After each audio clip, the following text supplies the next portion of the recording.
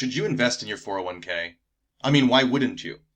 Here's a video with 4 reasons why you may want to think twice before investing in your 401k. Watch more to find out.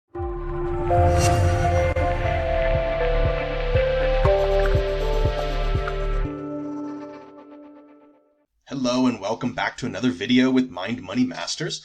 I'm Cameron and today we're going to be talking about investing in a 401k. You know, most companies have them. Most and many companies match your contribution. But why wouldn't you want to invest in them? Before we get started, please make sure to like this video, subscribe to my channel. Also, please post a comment in the feed below as what you liked or maybe what I could talk more about. Also, as a disclaimer, I am not a licensed advisor, so before you take any of my advice within this video, please work with your licensed advisor regarding any investing decisions. You know, I love this quote. Why did you sign up for the 401k?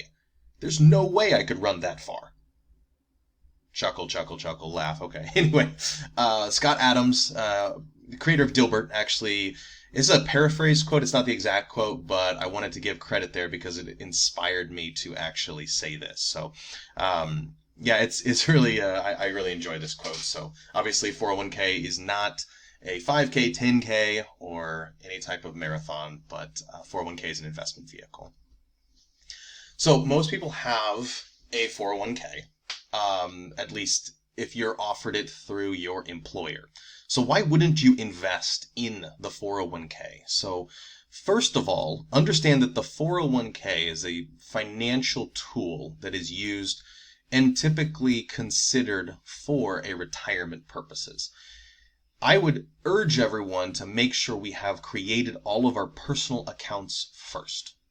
The IRA, brokerage account, any roundup investment accounts, you can look at multiple different types of ways to invest in yourself before you look into a 401k. I'm going to get into a little bit of this later, but specifically the 401k is offered through your employer because there could be some perks associated with the 401k within the employer. Now, there might be some perks for you as well. But at the same time, I would say don't actually invest in a 401k if you're not opening up or if you don't already have existing personal accounts that you can manage on your own that have wider array of investment vehicles such as stocks, bonds, mutual funds are mainly in the 401k, but you can get into stocks, options, other equities, alternative investments, self-directed accounts within your IRA. So don't just focus on a 401k as the end-all to be-all to end-all associated with your retirement. Another really big factor to consider whether or not your company matches contributions. So company match is very common. Sometimes I see matching programs 3% dollar for dollar, 6% dollar for dollar, even 50% match up to a certain percentage. Like say it's a 50% match up to 6% or up to 10%. Who knows? This is really something that you want to consider. I would strongly discourage anyone to invest in a 401k where there is no company match whatsoever. The reason behind that is most 401ks are run specifically by mutual funds and you can't really recoup any of the potential fees that might be associated with those mutual funds. Fees can destroy portfolio returns. I know that this is something that should be self-intuitive, but it is not something that anyone really thinks about. They just consider, oh, well, I got to match dollar for dollar up to 6%. So, you know, any fees that I have in there is going to be not worried about. Well, it depends on how many fees you have. A great book to consider looking into what kind of fees your 401k company mutual funds may hold is the book by Tony Robbins called Money, Master the Game. It's got a great couple of chapters on 401k and mutual fund fees. I will put the link to that book in our description so you can check that out if you'd like. You can also check out the fees associated with your 401k under several websites, one being nerdwallet.com, employeefiduciary.com, and the 401kfee.com website. Those are 3 really good websites that I will put in the description so you can check those out as well. The third item I really want you to consider before investing in your 401k is, are you in debt? And what kind of debt is it? Is it the good kind or is it the bad kind? Is there a difference? Oh, yes, there's a big difference between good debt and bad debt. Simply put, good debt is something where you generate cash flow to pay for all of your other debts. So rental properties, for example, digital real estate, for example, multiple businesses that generate a cash flow. You do not want to waste your earnings on bad debt. Get out of bad debt. Don't waste your earnings on any liabilities. If you are heavy in debt, investing in your 401k really doesn't make sense. Think about it. Simple math. If you're earning 8% potentially on average in a mutual fund 401k based general S&P 500 mirrored portfolio, 8% is about average. But you're paying out 21% on those little credit cards for those shoes, those clothes, those handbags, those wallets, those specialty nights out, or what have you. I mean, just simple math doesn't add up. Obviously, you've got a 13% disparity right there that you're losing money every single month, but you're still putting money in your 401k. Doesn't make sense. Even if they match, still doesn't make sense. Investment debt can be good debt if the investment is an additional cash flow producing assets. I just mentioned that.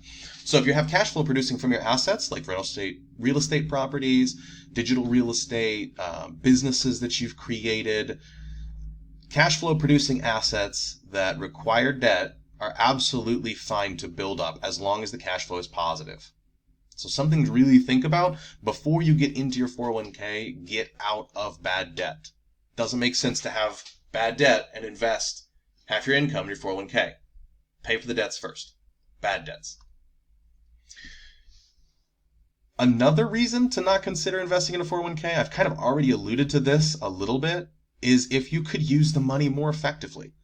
So 8% return on average from a 401k is potentially an okay return if it happens that way. And that really depends on your modern portfolio theory, risk level structure that the mutual fund companies think are best for you. Well, I don't know if I buy into that necessarily. The only reason why I say that is, specifically funding a business or creating some form of financial education for yourself might actually be a better investment. The best investment that you can make is in your own personal education and knowledge. The 401k is not a side hustle. It literally parks money in an investment vehicle that you're taking most of the risk and getting not most of the return. Think about it. When you're investing into these large mutual fund companies, they take your money, they use it to go out and make all kinds of other investments and give you a small percentage return of what they're making. There is very good chance that the mutual fund companies are making hundreds of percent returns versus giving you 8%. It still works like a bank. You think about it, you put money into a bank and you get a 0.5% return in a savings account or something. They're loaning it out at home loans for 3, 4, 5%, car loans 7, 8, 9%, credit cards 18, 19, 20%, and they're paying you a 0.5%. Thousands percent return. Think about that. And if you don't have a way to generate cash for yourself via a side hustle or a business that you're creating, you really, really need to think twice about investing in your 401k. You build a second or a third source of income for security. That's how you actually diversify. Diversification cannot be accomplished within paper assets going from one industry to another industry. If you're in tech and you're in consumer staples, you are not diversified.